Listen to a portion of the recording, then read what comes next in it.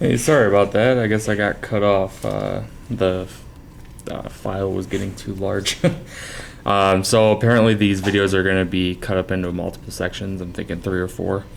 Uh, but we'll see once I finish. So hopefully, I'm going to move a little bit here. So hopefully we can get it in this one so I don't have to stop and upload and format and all that stuff again. So we had stopped at the 48 hour, which is just about to run. So 48 hours, measure, it's already in there. And so we're at 0.675 for 48 hours. And again, I'm going to be sending you these data sets, probably along with another data set for 22.3. So that way you can work through that as well. And what's due, I'll talk about a little bit here at the end. Okay, so we have that all done.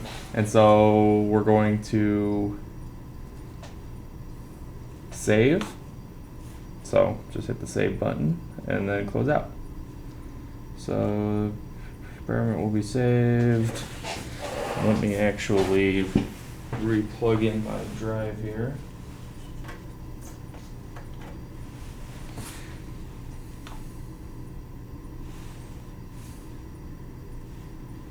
And so my USB is plugged in and I can export to my USB, which is really nice.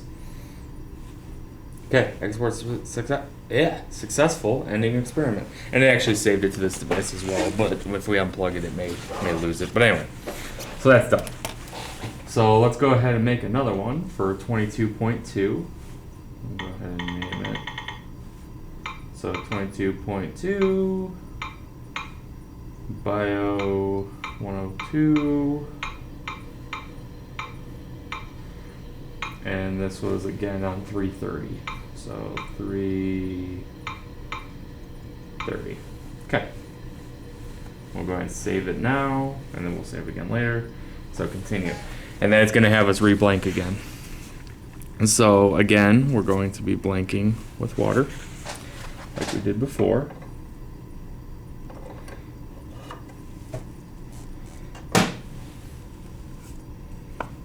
And so for these, I'm going to show you all of them across the board. So hopefully these, yeah, it should be filming it the right way.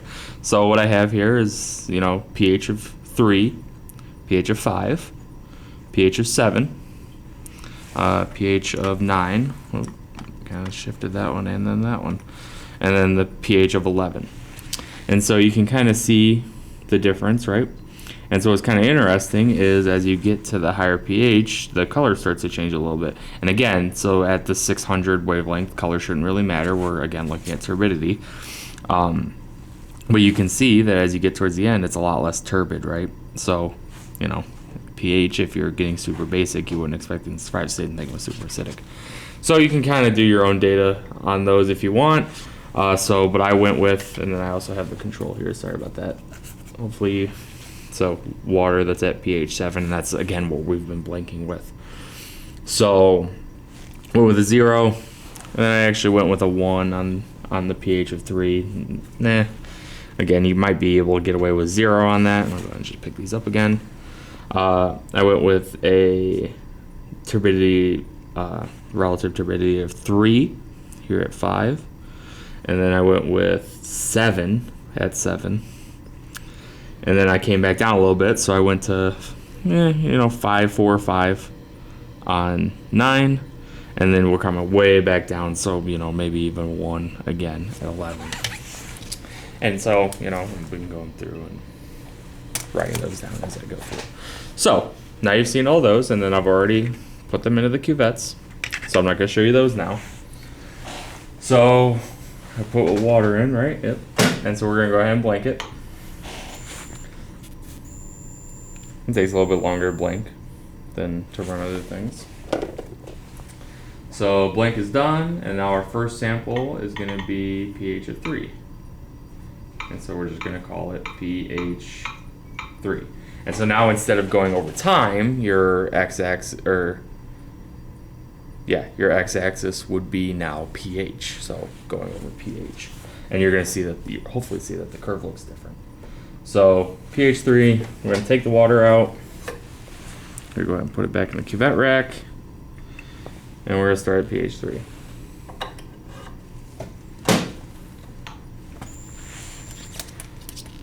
All right, and then so we are at 0.009 for pH 3.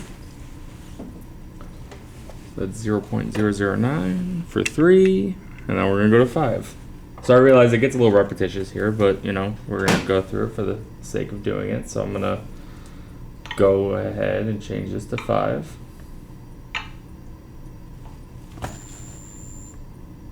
And so we're at 0.138 at a pH of 5. And again, I will be uploading this, so. But that's what the value will be. So 0.138, going to 7. And we would hope, right, that this would be the highest. And again, that may differ based on the bacteria that you're using. E. coli tends to like a close to neutral environment, so we would hope that 7 would be around the highest. So we'll go ahead and measure that. And so we're at 0.178 at pH of 7. And then we're going to go to pH of 9. And so like I said, remember 9 and 11, they have a little bit darker orange color. Again, this shouldn't read color. It's you know, this wavelength is selected to look really for those cells. And the you know, again, it's not really measuring turbidity because you would measure turbidity in a standard unit, but you know, for sake of argument, that's essentially what we're doing here. So pH 9, measure. And so we're at 0.137 for pH 9. So like I said, you know, 7 is looking like the highest, so it's going back down. All right. Now we're gonna go to pH 11. This is gonna be our last one. If I know how to type. Come on, silly thing. pH 11, done, measure. And that's it.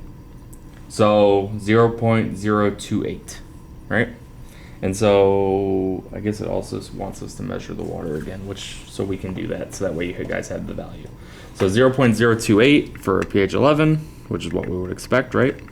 And we'll go ahead and give you the water measurements, that way you have an absorbance for that as well. And so I'm gonna go ahead and name it water. Actually, we're gonna name it H2O. Still water. We're gonna measure it, and it should be around 0, right? Yep, 0.000. So again, if I were to remeasure that and it would read 0.001, now I know that there's a discrepancy in those other readings. And I may go back and rerun them, or I may take averages like I was saying before. So that's it for that. And I don't believe, yeah, so record your results in table 22.3. So what I want you to do for this, so you're going to be turning in, we'll have another upload window like we had before, and you're going to be turning in those questions for further thought that we have there at the end. And I don't believe we're going to add, nah, we're not going to do anything like that. So the questions for further thought, and then you're also going to be turning in graphs for 22.1 and 22.2. And we are also going to be giving you a data set for 22.3. So we didn't actually carry out the experiment, but we have data sets from previously carried out ones. And so you're going to be analyzing those and also plotting data and making a graph for that as well. So you're going to be responsible for turning in all 3 graphs. Anytime you turn in a graph, you also need to turn in the table. So, you know, reformat the table into Word, or if you really feel the need to scan what you draw, you know, you can tear these pages out and scan them in if you really feel the need to. I would recommend just using Word, or you know, you can even use Excel to create a table so that it's easy to look at. And then the graph for that table, make sure everything is clearly labeled, or you will lose points. All axes are labeled and title on the graphs, and then those questions for further thought. So that's all that I have for you today, and hope that was informative. Thanks.